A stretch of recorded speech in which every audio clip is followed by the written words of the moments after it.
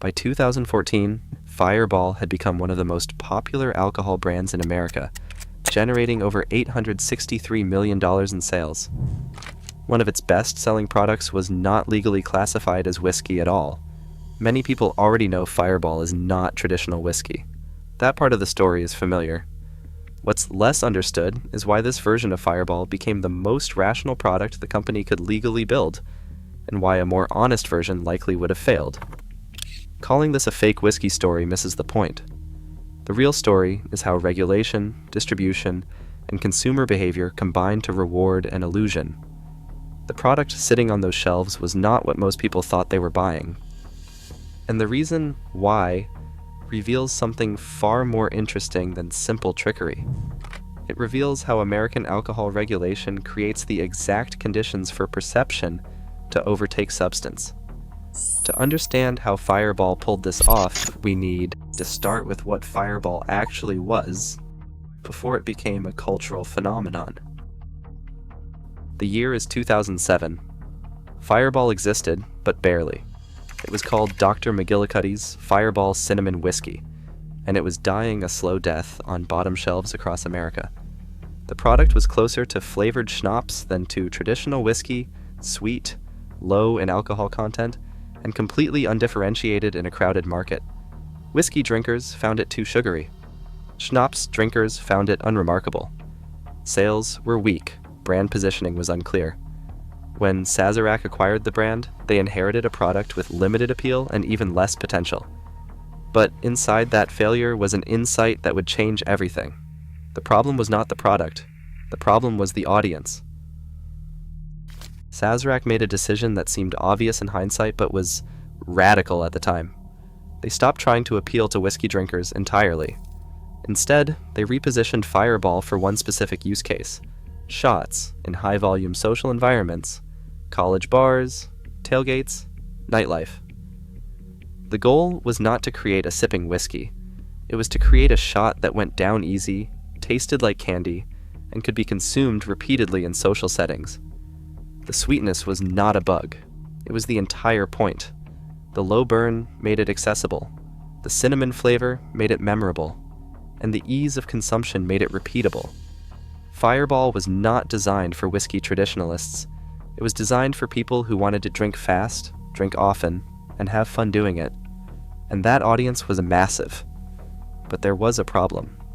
To access that audience at scale, Fireball needed to be classified in a way that matched its positioning. And that is where American alcohol regulation created an opportunity. In the United States, whiskey has strict legal requirements. To be classified as straight whiskey, a product must contain at least 40% alcohol by volume and be aged for a minimum of 2 years in barrels. Fireball Cinnamon Whiskey is bottled at 33% alcohol by volume, which is lower than most traditional whiskeys, but permitted under flavored whiskey regulations. Flavored whiskey operates under different rules.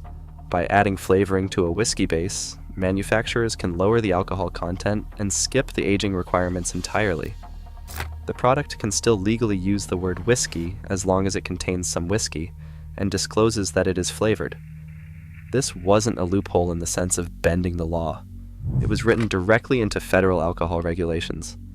Flavored whiskey is its own recognized category with its own set of standards. Sazerac took advantage of that category. They used commercially sourced Canadian whiskey as a base and blended it with cinnamon flavoring and sugar to create a product that could legally be called Fireball Cinnamon Whiskey. It met the legal definition. It could use the word whiskey on the label, and it could be sold in liquor stores across the country. The product wasn't traditional whiskey, but it didn't need to be. It just needed to be legally classified in a way that allowed it to exist in the whiskey aisle. And it was. That solved the first distribution problem. But Sazerac saw a much bigger opportunity. Most U.S. states have strict laws about where alcohol can be sold. Hard liquor, anything above a certain alcohol percentage, can only be sold in licensed liquor stores. Gas stations, grocery stores, and convenience stores are prohibited from selling it. But malt beverages, products in the beer category, can be sold almost anywhere. This creates a massive distribution gap. Liquor stores number in the tens of thousands, but gas stations and convenience stores number in the hundreds of thousands. If you can get your product classified as a malt beverage, you can access distribution channels that are 5 to 10 times larger. Sazerac understood this, and in 2016, they created a second version of Fireball specifically designed to exploit that gap. This version contained only 16.5% alcohol by volume. It was classified as a flavored malt product, using a malt base with added cinnamon flavoring and whiskey flavor compounds. And because it was not liquor, it could be sold in gas stations, grocery stores, and convenience stores across the country. Approximately 170,000 new retail locations became available overnight. The malt beverage version wasn't whiskey. It wasn't even whiskey-based in the traditional sense, but it looked almost identical to the whiskey version. Same name, same logo, same bottle design. The only difference was a single word on the label. The whiskey version said Fireball Cinnamon Whiskey. The malt beverage version said Fireball Cinnamon. In fine print, barely visible unless you were specifically looking for it, the malt beverage version disclosed that it was a malt beverage with natural whiskey and other flavors. Most consumers didn't notice, and the system didn't require them to. Federal alcohol regulations require accurate labeling. Products must disclose their classification. Malt beverages must identify themselves as such, and Fireball's malt beverage version did exactly that. But there is no law that requires those distinctions to be visually obvious. There is no law that says a malt beverage and a whiskey product cannot use the same branding. As long as the label is technically accurate, the design is up to the manufacturer. And here is what Sazerac understood about consumer behavior. People don't read labels carefully. They glance at them. Packaging experts estimate that in a physical retail environment, shoppers take approximately 3 to 5 seconds to notice a product and decide whether to purchase it. In that time frame, consumers are scanning for familiar visual cues, color, shape, logo, and brand name. They are not reading classification text in 8-point font at the bottom of the label. The design priority wasn't consumer education. It was brand continuity across distribution channels. A customer who bought Fireball at a liquor store should recognize it instantly when they see it at a gas station. But the side effect of that consistency was consumer confusion. People assumed they were buying the same product, and in most cases, they weren't paying enough attention to realize they weren't. The strategy worked because it aligned with how people actually shop, not how regulators assume they shop. Between 2011 and 2014, Fireball's growth was staggering. Sales went from $1.9 million to $863.5 million. That is a 45,000% increase over 3 years. By 2014, Fireball had become one of the top-selling flavored whiskey brands in the United States. The malt beverage minis were so successful that they ranked among the top 50 beer brands in the United States by volume. Not whiskey brands, but beer brands, because legally, that is what they were. The malt beverage version alone brought in an estimated $70 million over 5 years. That revenue came entirely from distribution channels that whiskey could not access. This was the direct result of a strategy designed around regulatory constraints. Sazerac identified the distribution gap created by state alcohol laws, engineered a product that could legally cross that gap, and packaged it in a way that maintained brand recognition without violating labeling requirements. The system rewarded that approach, and competitors who refused to use similar strategies could not match Fireball's scale. In February 2023, a woman named Anna Marquez filed a class action lawsuit against Sazerac. Her claim was straightforward. She purchased what she believed was whiskey at a gas station, and what she received was a malt beverage with whiskey flavoring. The lawsuit argued that Sazerac deliberately designed the packaging to mislead consumers.